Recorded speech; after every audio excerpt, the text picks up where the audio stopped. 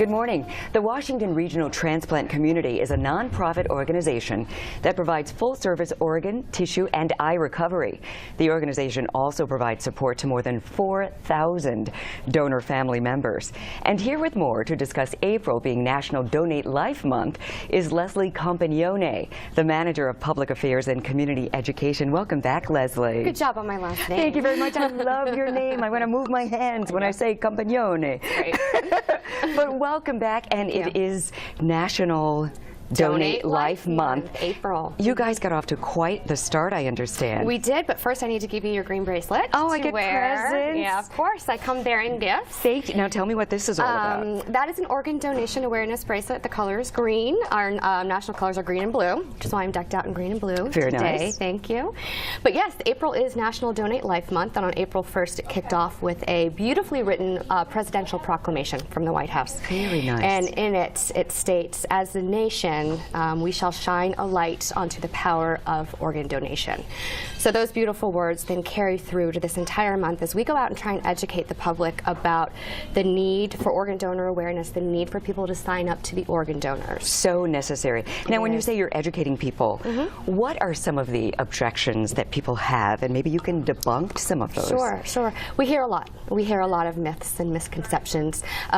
You can still have an open casket funeral should you choose to be an organ donor. We work very closely with our hospitals and funeral homes to ensure that your loved one's body is respectfully preserved and can be presented for open casket.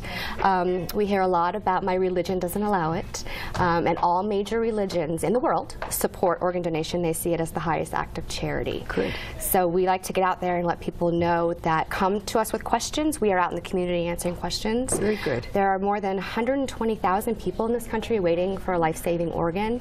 More than 2,000 of those are in the D.C. metropolitan area. That is a big number. It's a big number. And I understand, you go all age ranges. Sure. You don't have to just be a teenager or, Right. someone in their 20s. Right. Talk about that. And thank you for mentioning that, because another myth that we do hear is, oh, I'm too old to donate.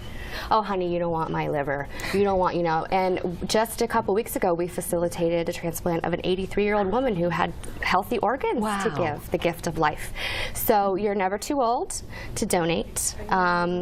And so we do a lot of education also in retirement communities, letting them know. And the most important thing with that community, well, all communities in general, is talk to your loved ones. That's a big component of what we're trying to do this month and throughout the year. Is we definitely want you to designate to be a donor. You can go to beadonor.org or check it on your license, but also talk to your family members. Talk to your loved ones. Very good point. Let and if them you know. Check it on your license, you have to do it every time you renew. Exactly. Right? It's not automatic. Right. It's not once a yes, always a yes. There is some legislation through the states that we're trying to get there, but you need to go back when you renew your license just to make sure you've checked that box to be an organ donor. Now, it's so beautiful in D.C. these days, especially today. It's gorgeous, right? I'm so happy. And this weekend, it's Cherry Blossom Weekend. Yes. You guys have a float? We have a float.